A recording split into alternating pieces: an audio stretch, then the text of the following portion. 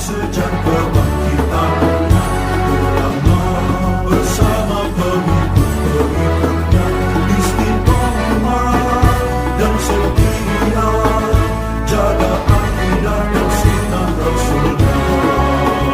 Alhamdulillah segala puji baginya ulama bersama pengikut-pengikutnya istiqomah dan setia menjaga agama nusa dan bangsa.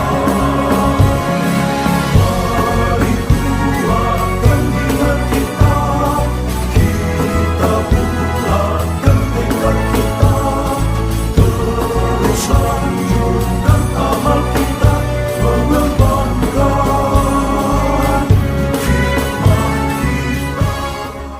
Assalamualaikum warahmatullahi wabarakatuh. Waalaikumsalam warahmatullahi wabarakatuh.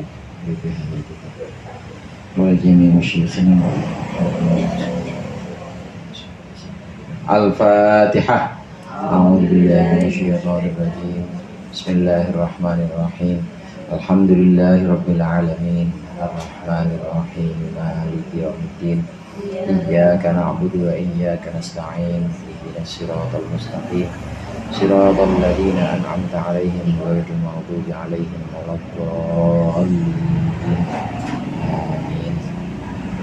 Bismillahirrahmanirrahim. Alhamdulil mu'allimil tullabi wa musahhilil khairi liman yata'allamu. Tsumma assalatu wassalamu 'alan nabi wa alihi wa sahbihi jayu'zamu. Ya Rabbana kaffir 'anna dhunubana wa walidina wa liman huwa muslimu. Nad'uka Allahumma ilman nafi'a min yawmina ilal hisabi yaqumu. Amin amin amin wa ya fattahu. Amin amin amin wa ya alimu. Alhamdulillah, alhamdulillah alladzi faqaha man arada lahul khaira fid din wa hadahu sabilal muhtadin. Wassalatu wassalamu ala sayyidil mursalin wa imamil muttaqin sayyidina Muhammadin wa alihi wa ashabihi wat tabi'in. Amma ba'd, fa inna ahsanal hadithi kitabullah wa khairul hadi hadi Muhammadin sallallahu alaihi wasallam wa syarrul umuri muhdatsatuha wa kullu muhdatsatin bid'ah wa kullu bid'atin dhalalah. Segenap jamaah Majlis Ta'lim Nurul Anam, para ibu hajjah, para ustadzah, hadirat sekalian yang dirahmati oleh Allah. Alhamdulillah pada sore hari ini kita melanjutkan kembali pengajian rutin kita. Mudah-mudahan apa yang tadi sudah dibaca, apa yang akan kita baca menjadi sesuatu yang bermanfaat di dunia wal akhirah. Amin ya rabbal alamin. Pembahasan terakhir kita kemarin menyelesaikan bab tentang toharoh atau bersuci. Toharoh, bersuci, di mana merupakan kuncinya ibadah. Sholat ya harus ada toharohnya. Demikian juga tawaf atau sa'i dan rukun-rukun yang ada dalam rangkaian ibadah haji dan umroh itu juga harus ada toharohnya. Oleh karenanya banyak kitab-kitab fikih yang memang diawali dengan toharoh atau dengan bersuci. Dalam bab toharoh atau bersuci kita diperkenalkan juga masa sucinya perempuan, kemudian juga masa haidnya berapa lama dan berapa lama masa sucinya. Ini dalam pembahasan terakhir kita kemarin. Nah sekarang kita akan masuk pada bab sholat.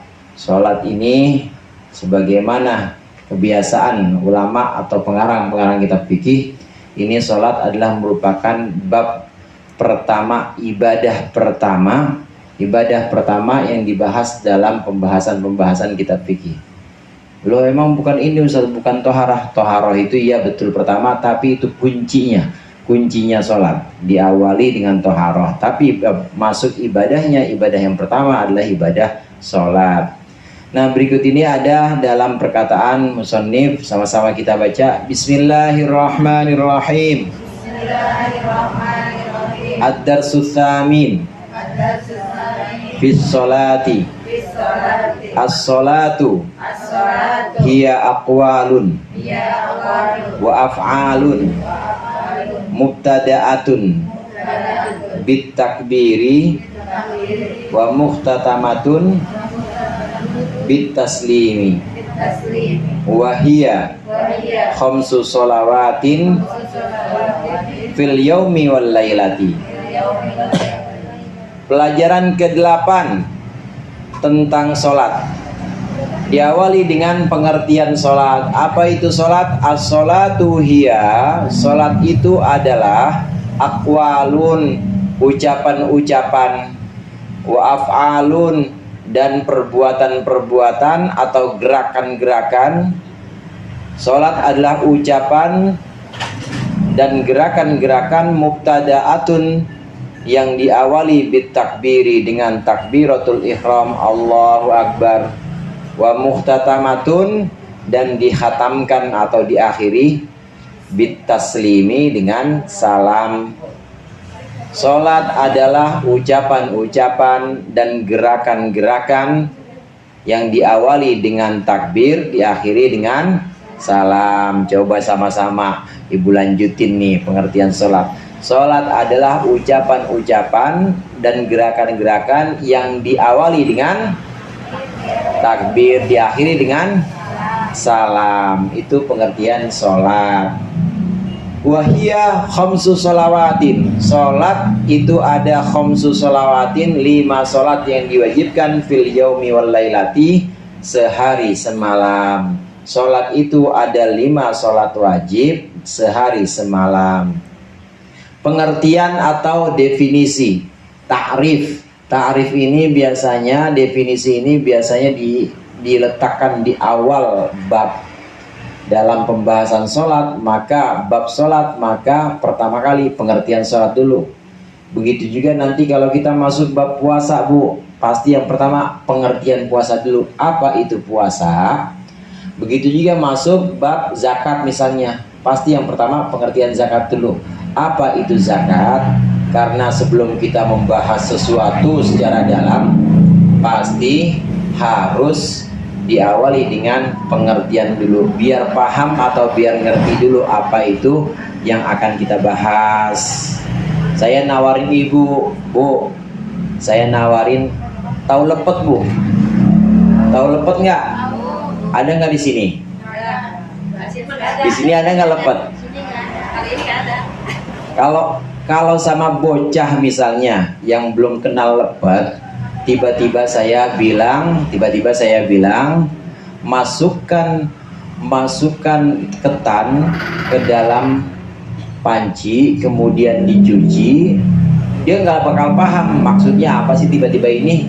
Nah, tapi kalau diawali dengan lepet adalah makanan yang dibuat dari beras ketan dan seterusnya, dipahami dulu atau diberikan pemahaman, ini yang namanya pengertian atau ta'rif. Dikasih dulu pengertian. Kalau tiba-tiba langsung membahas cara membuat lepet, ada beras ketan, ada daun, biasanya pakai janur ya, pakai janur dan lain sebagainya. Kadang-kadang ada yang ditambahin pakai kacang merah apa kacang kedelai? Kacang merah. Nah, kalau tiba-tiba langsung bahas itu nggak paham bocah yang belum kenal lepet, maka harus diawali dengan pengertian dulu. Lepet adalah ma huwa lepet. Apa itu lepet? Di sini juga ma hiya sholah. Apa itu sholat? Maka diawali dengan pengertian dulu. Kalau tiba-tiba langsung masuk kepada pembahasan takbiratul ihram, kemudian membaca Fatihah, harus memenuhi hak-haknya Fatihah, memenuhi makhrajnya, panjang pendeknya, bingung maksudnya apa nih? Kita yang baca bingung maksudnya apa, tiba-tiba begini kok, tiba-tiba langsung ada Fatihah, syarat-syaratnya Fatihah. Tapi kalau diawali dengan pengertian, dengan definisi, maka jadi jelas. Pasti dalam pembahasan ilmiah, dalam pelajaran-pelajaran, pasti yang diawali bab pertama kali itu adalah pengertian dulu. Apa itu sholat? Sholat adalah ucapan-ucapan dan gerakan-gerakan yang diawali dengan apa, Bu? Takbir dan diakhiri dengan salam. Takbir dan diakhiri dengan salam. Memang ini nanti memasukkan atau mengecualikan kasus sholat-sholat tertentu. Yang dimaksud dengan ucapan-ucapan di sini adalah ucapan-ucapan khusus. Begitu juga gerakan-gerakan di sini adalah gerakan-gerakan khusus. Bukan gerakan sembarangan, bukan ucapan sembarangan. Kalau ucapan-ucapannya ucapan sembarangan, gerakannya juga gerakan sembarangan, walaupun awalnya takbir, Allahu Akbar, akhirnya salam, Assalamualaikum warahmatullah, tetap nggak dinamakan sholat. Jadi yang dimaksud di sini ucapan-ucapan, gerakan-gerakan adalah ucapan-ucapan khusus, gerakan-gerakan khusus yang memang sudah ditentukan. Nanti ada beberapa kasus atau ada beberapa keadaan yang memang sholatnya di luar kondisi orang normal. Contoh, sholat orang gagu. Bu, ada orang gagu, nggak bisa ngomong dia. Orang gagu itu, orang gagu nih, kalau masih bisa dengar, maka dia masih bisa kita ajarin. Betul nggak, Bu? Masih bisa kita ajarin, walaupun dia nggak bisa ngomong, bisa kita ajarin. Maksudnya apa, Bu? Maksudnya minum dah dia kalau haus. Begitu juga gerakan-gerakan yang lain, diajarin istinja atau cebok bisa orang gagu, karena kupingnya masih dengar. Asal masih mendengar kuping, maka masih bisa diajarin. Kalau masih bisa diajarin, maka masih kena hukum syariat. Artinya sebisa mungkin dia tetap sholat. Tapi kalau dari lahir, maaf, misalnya ada yang dari lahir sudah tidak bisa dengar, ya udah nggak kena hukum syariat. Gimana ngajarinnya? Kalaupun dia ikut-ikutan gerakan sholat, bisa ngelihat ikut-ikutan gerakan sholat, pasti dia nggak paham maksudnya itu apa. Tapi kalau masih ada pendengaran, dia dari lahir hanya sekedar gagu saja, masih ada pendengaran, diajarkan oleh kita, niat dalam hati ya, niat aku sholat subuh 2 rakaat, ngikutin dah gerakan kita, ngeliatin. Tapi karena dia gagu, bisa nggak bilang Allahu Akbar? Nggak bisa. Bisa nggak baca Fatihah, Bu? Nggak bisa. Ini keluar dari kondisi umum.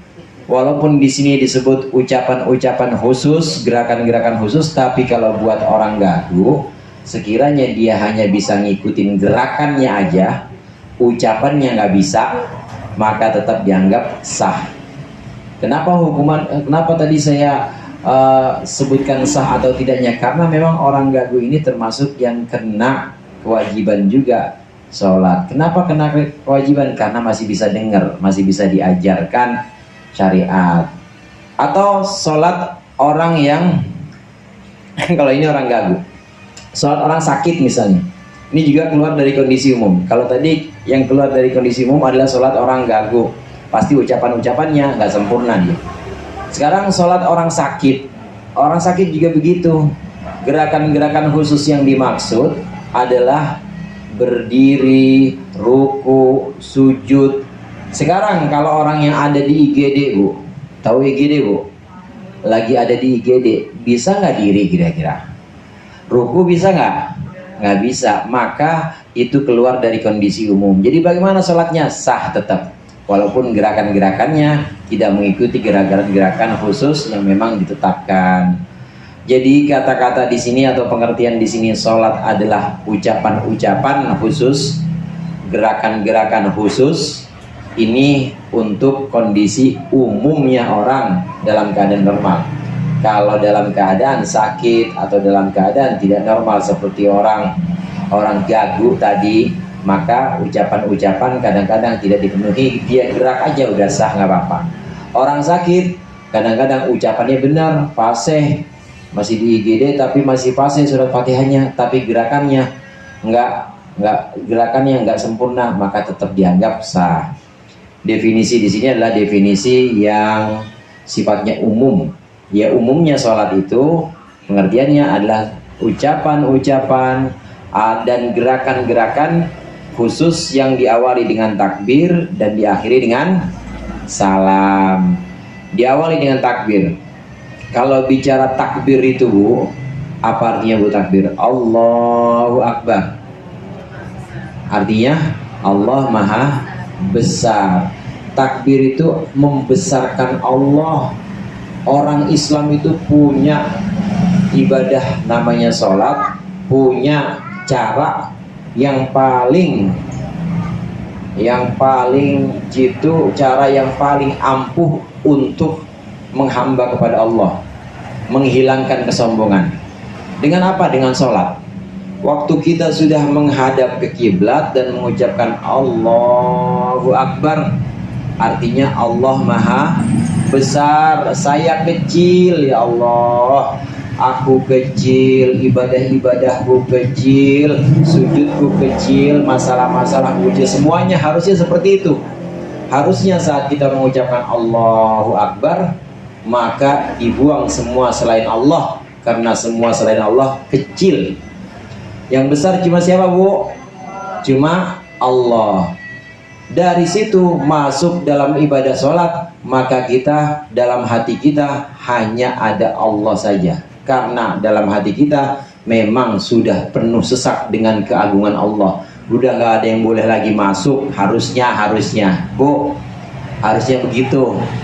Waktu kita Allah, angkat tangan kita itu sebagai simbol. Kita angkat, kita buang jauh-jauh. Allahu Akbar, kita buang jauh-jauh selain Allah dari hati kita. Jadi dalam hati kita cuma Allah yang besar. Termasuk diri kita kecil, termasuk keakuan kita kecil. Ngerasa paling pinter, ngerasa paling bener, ngerasa paling hebat, harusnya nggak ada. Itu udah kecil semuanya, karena Allahu Akbar, karena Allah yang Maha Besar. Ini takbir dalam sholat bisa kita ucapkan lebih dari sholat yang 2 rakaat aja kayak subuh. Bisa kita ucapkan lebih dari 5 kali. Ini untuk menegaskan kepada kita bahwa kita kecil dan menegaskan bahwa Allah yang besar. Nggak boleh kita membesarkan diri kita sendiri, ngerasa paling sholat, ngerasa paling pintar, nggak boleh. Oleh karenanya orang yang suka menggunakan takbir justru untuk provokasi itu kurang paham artinya takbir. Ya, orang takbir artinya apa, Bu, tadi? Allah Maha Besar, tapi dia Allahu Akbar. Wah, Allahu Akbar buat apa? Buat membesarkan dirinya sendiri, bahwa gua nih gede nih, lu abis semuanya. Itu nggak paham takbir yang begitu. Takbir buat provokasi. Tahu provokasi, Bu? Provokasi tahu? Bukan provokasi bukan terasi, bukan. Provokasi itu buat manas-manasin orang, buat ngomporin orang, buat nyerang orang. Ini orang nggak paham nih, nggak paham takbir. Orang takbir itu membesarkan Allah, tapi dia ngerasa paling besar, ngerasa paling benar. Itu udah keluar dari mana takbir, udah menistakan makna takbir itu sendiri, udah menodai makna takbir itu sendiri. Nggak paham dia takbir, waduh, kayak yang paling ini aja, yang paling dia aja gua banget kayaknya. Nggak paham mana takbir. Oleh karenanya takbir itu harus kita latih dari sholat nih. Diawali dengan takbir, diakhiri dengan salam. Diawali dengan takbir artinya kecil kita. Kita kecil, ilmu kita kecil, kebenaran kita kecil, ibadah kita juga nggak ada apa-apanya dibanding dengan nikmat Allah. Kecil, semua kita kecil, merasa rendah. Kalau sudah bisa menjalankan itu dengan syarat rukunnya, gerakan-gerakan, ucapan-ucapannya kita penuhi, maka tujuan dari sholat terakhir ditutup dengan apa, Bu? Dengan salam. Apa itu artinya salam? Salam itu artinya kedamaian. Assalamualaikum warahmatullahi. Assalamualaikum warahmatullah. Artinya menyebarkan kedamaian kepada orang yang ada di sekitar kita, sebelah kanan, depan, belakang kita. Assalamualaikum warahmatullah, damai buat engkau wahai saudara-saudaraku. Sebelah kiri juga assalamualaikum. Itu akhir sholat. Tujuan akhir sholat setelah merasa bahwa aku nggak ada apa-apanya, aku kecil, Allahu Akbar, hanya engkau ya Allah yang besar, aku nggak bisa apa-apa. Maka tujuan akhirnya membentuk orang supaya menebarkan kedamaian. Salam ini kedamaian. Kalau ada orang takbir dipakai buat nyerang, sholat ya sholat, tapi nyakitin orang lain, nyakitin sesama muslim, nyakitin orang-orang tetangganya yang non muslim, namanya nggak paham arti sholat dan sholatnya nggak berguna yang kayak begitu. Takbir dan salam ini ada dalam pengertian sholat, supaya kita membesarkan hanya Allah yang kita besarkan, dan selesai dari sholat supaya kita assalamualaikum, artinya menebarkan apa Bu? Menebarkan kedamaian buat kanan kiri kita, depan belakang kita. Ini pengertian dari sholat yang syarat makna, yang banyak sekali makna filosofis yang dikandung di dalamnya. Ibu-ibu hadirat jamiah rahimakumullah, pembahasan fikih ini diambil dari contoh-contoh yang diberikan oleh Rasulullah SAW. Pembahasan fikih seperti sholat, puasa, kemudian ada muamalah. Muamalah itu seperti akad jual beli, sewa menyewa, pinjam meminjam, memberikan upah, memberikan modal, kemudian ada keuntungannya, namanya muamalah. Kemudian ada munakahah. Munakahah itu nikah, ada rukunnya nikah, kemudian ada syarat wali, kemudian ada mahar dan lain sebagainya, namanya munakahah. Dan satu lagi ada yang namanya jinayah. Jinayah itu semacam pidana atau kejahatan-kejahatan yang memang ada hukumannya dalam Islam. 4 pembahasan rata-rata, kebanyakan kitab fikih itu ada 4. Yang pertama ibadah, yang kedua muamalah, yang ketiga munakahah, nikah, yang keempat jinayah. Jinayah ini pidana. Jinayah ini pidana, kejahatan-kejahatan yang memang dihukum, ada hukumnya dalam Islam. 4 pembahasan ini diajarkan semua oleh Rasulullah, contoh-contohnya. Sumbernya dari Al-Quran, sumbernya dari Rasulullah. 4 pembahasan ini atau 4 pokok bab yang ada dalam fikih diajarkan oleh Rasulullah semata-mata untuk menyempurnakan kehidupan manusia di dunia, supaya kehidupannya tertata, rapi, sehingga di dunia juga tercipta kedamaian, di akhirat juga nanti dapat keselamatan karena mengikuti Rasulullah dan mengikuti ajaran-ajaran Allah, supaya tertata rapi. Karena kalau tidak ditata rapi, maka manusia itu bisa sembarangan. Kita manusia Bu punya 3 potensi. Kita punya 3 kecenderungan. Pertama, yang disebut dengan al-quwwah al-idrakiyah atau kemampuan untuk mengenal, namanya ilmu. Manusia pertama punya kemampuan buat mengenal. Baju yang saya pakai warna apa Bu? Peci saya warnanya hitam. Di depan kita ini ada kue yang bolong-bolong, namanya apa? Makaroni. Itu mengenal tuh namanya, kemampuan mengenal.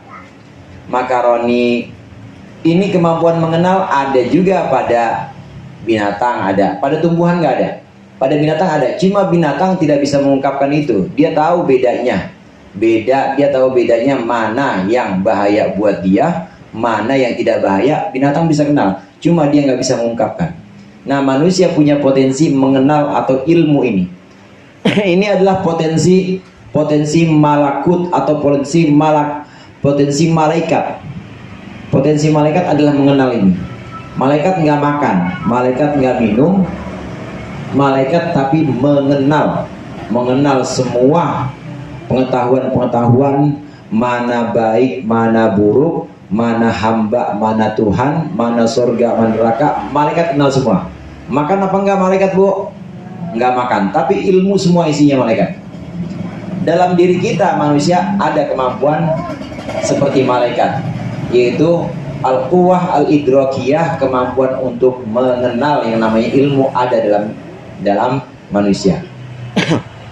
Ibadah kita seperti wudhu kemarin, kemudian mandi. Sekarang kita lagi bahas ibadah apa, Bu? Sholat. Nanti ada ibadah yang namanya zakat, ada ibadah yang namanya puasa, yang ada dalam rukun Islam. Itu adalah untuk menyempurnakan kecenderungan malaikat kita, atau menyempurnakan kecenderungan kita untuk bisa mengenal, untuk bisa memiliki ilmu. Bukan cuma ilmu tentang ini makaroni, ini air putih, peci hitam, baju saya putih. Bukan hanya pengetahuan seperti itu, tapi pengetahuan mengenal yang lebih jauh, yaitu mengenal tentang baik buruk, mengenal tentang halal haram, mengenal tentang akhirat, tentang dunia, bahkan mengenal Allah. Ini bisa didapat dengan ibadah, dengan wudhu, puasa, sholat, haji, zakat. Ini nanti kita bisa mengenal. Namanya idrakiyah, adalah potensi atau kecenderungan buat mengenal. Dan itu yang dituntut. Kita harus bisa mengenal nanti mana baik buruk, dan ujungnya kita akan mengenal Allah. Kalau sudah mengenal, orang kalau sudah mengenal sesuatu, puas rasanya. Dan kadang-kadang nggak butuh apa-apa. Yang penting ketemu sama yang dikenal gitu aja. Dulu ibu pernah ini nggak seneng sama suami ibu lagi pacaran gitu. Bu, kira-kira lagi lapar, belum ketemu, lagi lapar, tapi ketemu sama pacar atau ketemu sama suami ibu dulu, itu kira-kira seneng aja apa seneng banget? Seneng aja apa seneng banget? Sekarang mau bilangin biasa aja, dulu mah seneng banget. Sekarang bilang biasa aja, udah tahu mana makannya banyak. Dulu mah dipuja-puja mulu ya, seneng banget. Kadang-kadang nggak berasa tuh rasa lapar, nggak berasa rasa haus. Yang penting ketemu dengan pujian hati, yang penting ketemu dengan orang yang memang kita sudah kenal bahwa dia itu baik, bahwa dia akan melindungi kita. Begitu juga malaikat. Kenapa bisa nggak makan, bisa nggak minum? Nggak penting. Kenapa? Yang penting adalah mengetahui, mengenal, terutama mengenal penciptanya, yaitu mengenal Allah. Manusia punya potensi itu. Kita manusia punya potensi buat mengenal baik buruk, mengenal akhirat, mengenal dunia, bahkan mengenal Allah. Ini punya potensi, punya kecenderungan buat itu. Bagaimana caranya supaya kita bisa sempurna? Dengan ibadah, dengan wudhu, sholat, zakat, puasa, haji. Yang dibahas dalam fikih ini ibadah yang pertama, untuk menyempurnakan kecenderungan kita untuk bisa tahu tentang yang baik, buruk, dan lain sebagainya. Tahu. Binatang nggak bisa ini, apalagi tumbuhan, apalagi ubin, karpet nggak bisa buat ini. Hanya manusia yang bisa mengenal, malaikat. Ini kemampuan malaikat. Jadi kadang-kadang ada manusia yang memang kayak malaikat. Kenapa? Ya karena sudah mengenal itu semuanya. Dengan ibadah-ibadahnya yang sempurna sesuai dengan tuntutan syariat, syarat rukun fikihnya sudah disempurnakan, maka dia kayak malaikat udah. Orang kadang-kadang belum diomongin sama dia, ngeliat dia aja itu udah tenang. Kenapa? Karena memang ilmunya itu sudah memancar, udah jadi pengamalan. Ini kemampuan mengenal yang bisa disempurnakan dengan ibadah. Ibadah pembahasan pertama dalam fikih. Yang kedua, kecenderungan manusia. Yang kedua ada kecenderungan syahwaniyah, yang artinya kecenderungan untuk meraih atau nafsu untuk mendapatkan, sesuatu, kepengenan, kedemenan itu ada kecenderungan manusia untuk pengen. Nah, pengen ini tuh bagi dua. Keinginan dibagi dua. Ada keinginan yang sifatnya perut, ada keinginan yang sifatnya farji. Keinginan makan bakso pakai sambal, ntar malam belum apa-apa udah nyiapin, ntar malam enaknya bikin pecak, besok pagi kayaknya nasi uduk nih. Nah, keinginan buat memenuhi perut ini namanya keinginan bangsa perut atau keinginan batin, keinginan perut. Ada keinginan farji. Keinginan farji itu apa? Keinginan untuk ketemu lawan jenis, keinginan untuk berumah tangga, keinginan untuk punya anak. Ini namanya keinginan farji. Jadi keinginan ada dua, ada keinginan perut, ada keinginan farji. Nah, Islam, pembahasan fikih yang kedua, tadi yang pertama ibadah, yang kedua adalah muamalah. Muamalah itu jual beli, sewa menyewa, membayar upah kepada karyawan atau upah kepada pekerja, kemudian adilnya bos kepada pekerja pemilik modal, namanya muamalah. Islam menyempurnakan ini. Islam menyempurnakan keinginan bangsa perut kita supaya makanan kita halal, supaya upah yang kita dapat itu halal masuk ke dalam perut kita, maka dagangnya harus benar, sewa menyewanya harus jujur, ambil upah atau memberikan upahnya juga harus sesuai dengan tuntutan Islam, supaya yang masuk ke dalam perut ini adalah makanan-makanan yang halal. Diatur dalam bab muamalah, jual beli, dagang dan seterusnya. Ibadah muamalah.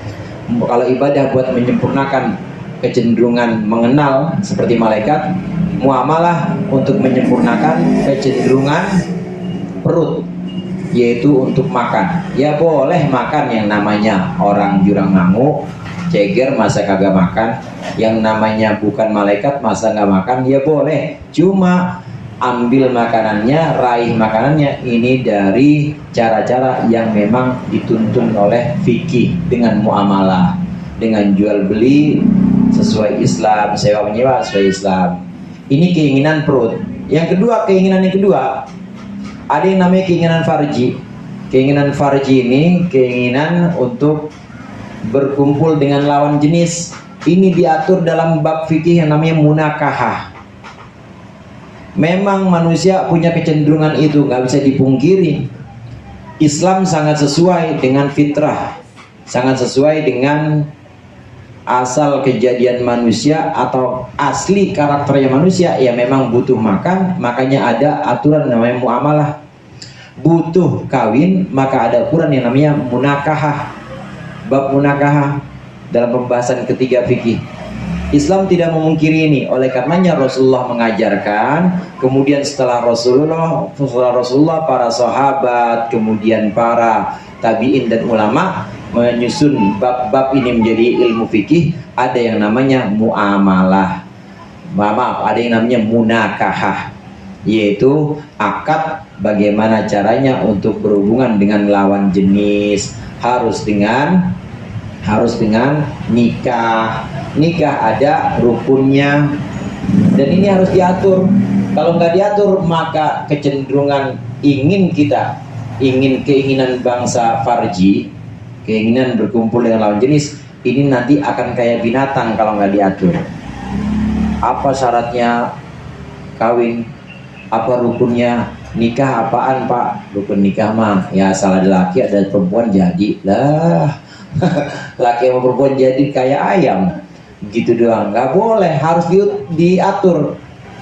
Bagaimana aturan-aturannya ada dalam fikih yang namanya munakahah. Dalam pembahasan kitab fikih yang lengkap itu bab ketiga atau bagian yang ketiga itu biasanya munakahah. Ibadah, muamalah, terus munakahah atau nikah. Setelah itu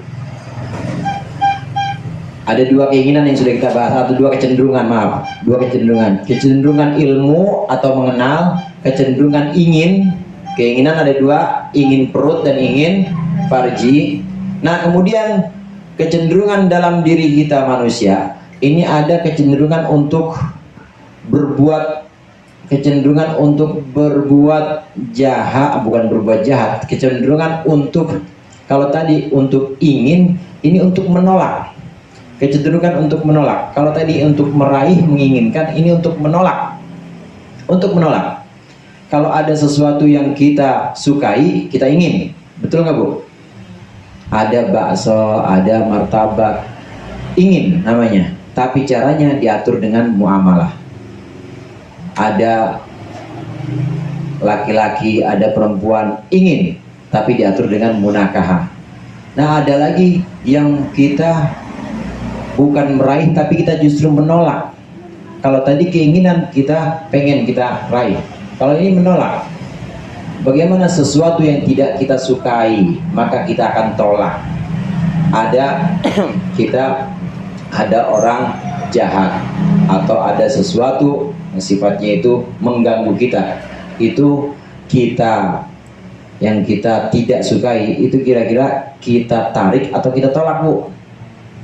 Tarik atau tolak? Yang kita nggak suka, tolak. Nah, cara menolaknya ini harus sesuai dengan Islam. Dan supaya itu terhindar dari kita, bagaimana? Supaya terhindar dari kita, maka ada hukum yang namanya jinayat. Kita nggak suka barang kita diambil sama orang, maka ada hukum jinayat. Kita nggak suka, ini tentang segala sesuatu yang kita nggak suka. Kita nggak suka kalau kita dipukul, atau kita juga memukul orang gitu, tidak disukai oleh orang atau korban kita, pasti nggak suka, maka ada yang namanya hukum jinayat. Ini untuk menyempurnakan kecenderungan manusia yang keempat. Manusia itu cenderung untuk menolak yang tidak dia sukai.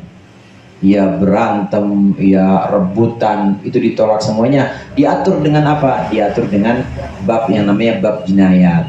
Jadi kesempurnaan fikih ini 4, ada ibadah, yang kedua, Bu, muamalah, yang ketiga munakahah, yang keempat jinayah. Ini semua kesempurnaan pembahasan fikih. Kesempurnaan pembahasan fikih. Dan semuanya ini diajarkan oleh Rasulullah, manusia sempurna, oleh Nabi Muhammad SAW. Semuanya diajarkan oleh Nabi Muhammad, sumbernya dari Al-Quran, dan dicontohkan oleh Nabi. Jadilah kemudian turunannya, jadilah ilmu syariat. Turunannya jadilah ilmu fikih yang kita bahas ini. Nih, pembahasan-pembahasan lengkap dalam fikih biasanya memang diakhiri dengan jinayat. Atau kalau tidak diakhiri jinayat, biasanya diakhiri dengan babul itqi, atau bab tentang pembebasan budak. Pasti itu. Hanya saja pembahasan di Nurul Anam ini, kita kemarin khatam Safinah ya. Kemudian sekarang durus fikhiyah. Ini belum sampai kepada pembahasan muamalahnya, belum.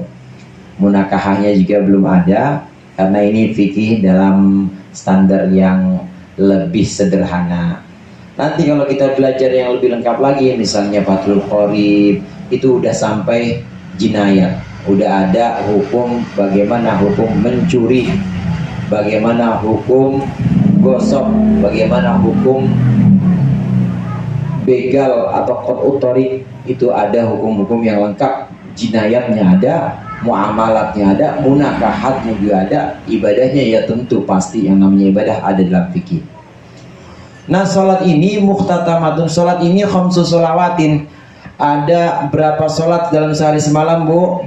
5, sesuai yang tadi kita baca, ada 5 sholat. 5 sholat itu waktunya sudah ditentukan. 5 sholat itu 5 sholat itu difardukan oleh Allah kepada Nabi Muhammad di malam 27 Rajab. Ini yang kita kenal dengan Isra Mi'raj. Kalau sekarang bulan Hijriyahnya bulan apa, Bu? Muharram. Habis Muharram Safar, habis Safar Rabiul Awal, Rabiul Akhir, Jumadil Ula, Jumadil Akhirah, terus Rajab. Bulan ke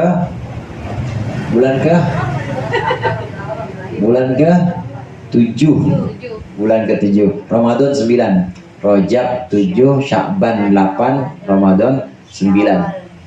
Ya, bulan ke-7 Rajab. Rajab tanggal 27 Rajab ini mulailah ada kewajiban sholat. Allah perintahkan kepada Nabi Muhammad dan tentunya kepada kita juga ini di malam 27 Rajab. Kapan tepatnya itu tahunnya? Tahunnya itu 10 tahun 3 bulan setelah kenabian. Sedikit saya ulangi. Waktu Nabi menerima sholat, perintah sholat, belum ada tahun Hijriah, Bu. Belum ada. Karena tahun Hijriah baru dihitung saat Nabi hijrah. Sedangkan sholat Nabi belum hijrah. Perintah sholat Nabi masih ada di Mekah. Nabi masih berada di Mekah umur 40 tahun, usia 40 tahun Nabi menerima wahyu. Itu namanya tahun pertama kenabian. Kemudian Nabi tahun keduanya umur 41, 42 dan seterusnya, namanya 5 tahun setelah kenabian, 45 usia Nabi. Kemudian 10 tahun setelah kenabian, usia Nabi 50 lah kira-kira begitu. Dan itu semuanya masih di Mekah. Sampai berapa tahun? Sampai 13 tahun Nabi di Mekah. Maksudnya 13 tahun setelah kenabian. Kalau dihitung dari usianya, ya kira-kira usia Nabi 53. 13 tahun setelah kenabian, 13 tahun setelah kenabian, ini Nabi baru hijrah ke Madinah. Disitulah mulai dihitung sebagai tahun Hijriah, tahun 1, tahun 2. Sekarang berapa? 1446 pada pawai obo kemarin. Tahun Hijriah 1446. Itu dihitungnya dari hijrah. Nah, sedangkan sholat pertama kali diwajibkan belum hijrah, Nabi masih di Mekah. Oleh karenanya tahun berapa? Maka ulama menghitungnya diwajibkan sholat ini tahun 10 setelah kenabian. Jadi tahun pertama, tahun kedua, tahun ketiga, kemudian tahun ketiga itu Sayyidina Umar, yang diceritakan sejarah Sayyidina Umar masuk Islam, yang tadinya sangat menentang Nabi, keren galak sama Nabi. Tahun ketiga kenabian, bukan 3 hijrah, ketiga kenabian Sayyidina Umar masuk Islam. Kemudian tahun keempat, tahun kelima udah mulai ada yang hijrah pertama kali ke Habasyah, bukan ke Madinah tapi ke Habasyah. Terusnya sampai tahun ke-10 ini ada peristiwa Isra Mi'raj, tahun 10 setelah kenabian. Jadi bukan tahun hijrah, belum hijrah soalnya. Sholat difardukan 5 waktu ini setelah tahun 10 setelah kenabian. Tepatnya tahun 10 lebih 3 bulan setelah kenabian. Jadi 10 tahun 3 bulan setelah kenabian ini Rasulullah menerima kewajiban sholat. Kira-kira Bu, sebelum ada perintah sholat, Nabi sholat apa enggak? Itu pertanyaannya. Iya, gimana poin sholatnya? Sebelum perintah sholat, kalau tadi tahun 10 kenabian, berarti kan usia Nabi 50 kira-kira. Nah, sebelum kenabian, apakah Nabi sholat? Sebelum kenabian, usia sebelum 40, memang Nabi dikatakan tidak sholat. Terus bagaimana ibadah Nabi tafakkur di Gua Hira misalnya, atau merenung bagaimana untuk mengatasi atau memperbaiki kondisi masyarakat. Karena Nabi itu sifatnya sayang kepada masyarakat, sayang kepada umatnya. Itu yang dipikirin sama Nabi. Ibadahnya tafakkur. Walaupun ada yang mengatakan agamanya Nabi, agama Nabi Ibrahim, Hanif. Artinya Hanif di sini cenderung kepada kebenaran. Nggak mau yang namanya nyembah berhala, nggak mau. Sama sekali nggak pernah Nabi ikut-ikutan itu, nyembah berhala. Nabi tafakkur, merenung, ibadahnya biasanya itu. Terus menerima wahyu usia 40. Menerima wahyu usia 40 ini di tahun-tahun pertama kenabian ada Qumil laila illa qalila nisfah awin rusminhu qalila. Surat Al-Muzammil. Ini ada wahyu tentang bangun malam. Ulama mengatakan sudah ada sholat Nabi. Di awal-awal kewahyuan Nabi sudah sholat, cuma belum 5 waktu. Jadi sholatnya apa? Sholatnya malam hari aja. Sholatnya malam hari semacam tahajud. Nabi sholat di situ. Qumil laila illa qalila. Kemudian turun lagi ayat. Fasubhanallahi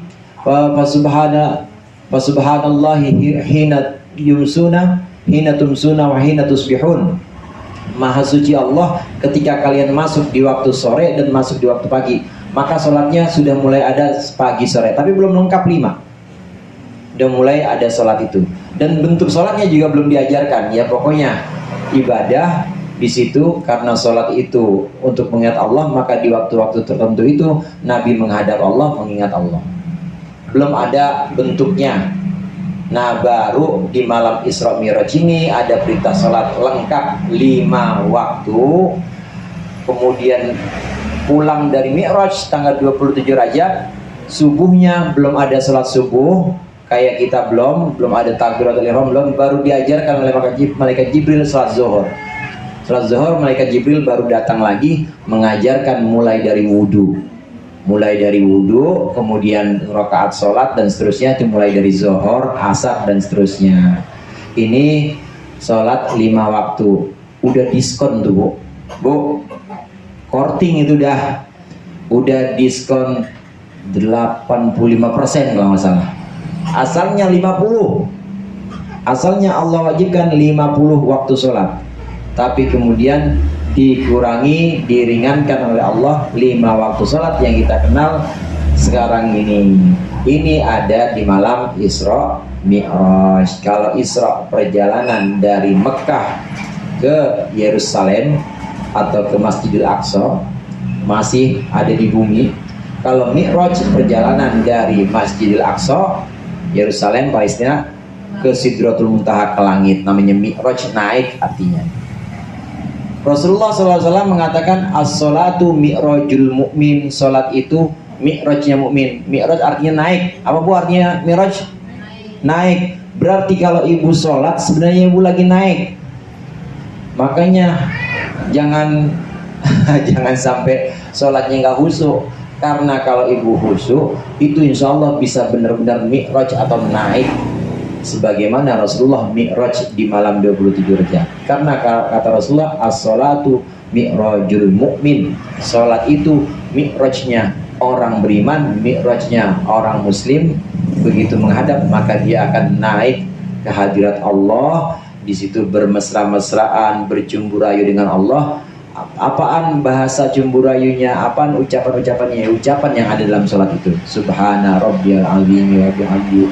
Itu adalah ucapan-ucapan kemesraan kita dengan Allah. Ntar sholat asar dicobain Bu.